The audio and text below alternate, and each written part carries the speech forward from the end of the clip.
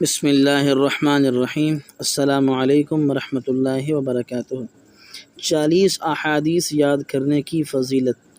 حضرت علی، عبداللہ بن مسعود، معاذ بن جبل، عبداللہ بن عمر، عبداللہ بن عباس، انس بن مالک، ابو الدرداء اور ابو سعید خدری رضی اللہ عنہم اجمعین سے روایت ہے، جس کا مفہوم یہ ہے کہ جس شخص نے میری امت کی حفاظت کی خاطر دین کے معاملے میں 40 احادیث حفظ کیں، اللہ تعالیٰ اسے قیامت کے روز فقہاء اور علماء کے گروہ میں سے اٹھائے گا۔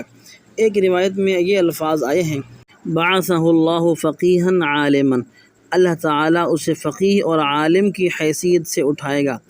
حضرت ابو درداء رضی اللہ عنہ کی روایت میں یہ ہے، وَكُنْتُ لَهُ يَوْمَ الْقِيَامَةِ شَافِعًا وَشَهِيدًا، میں اس شخص کے حق میں قیامت کے دن سفارش کرنے والا اور گواہی دینے والا ہوں گا۔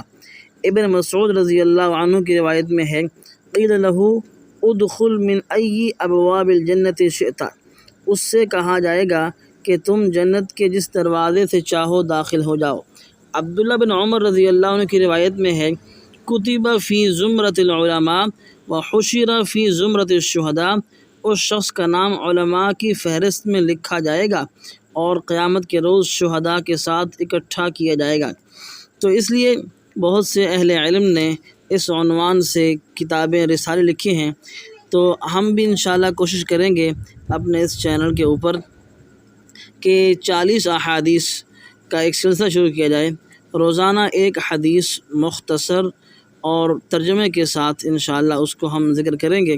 تمام حضرات سے گزارش ہے کہ اس سلسلے میں شریک ہوں اور چینل کو سبسکرائب کر لیں، اور تاکہ روزانہ کی ایک حدیث کو یاد کر لیں اور ہم بھی اس فضیلت کو حاصل کر سکیں جو بیان کی گئی ہے 40 احادیث یاد کرنے والے کے بارے میں۔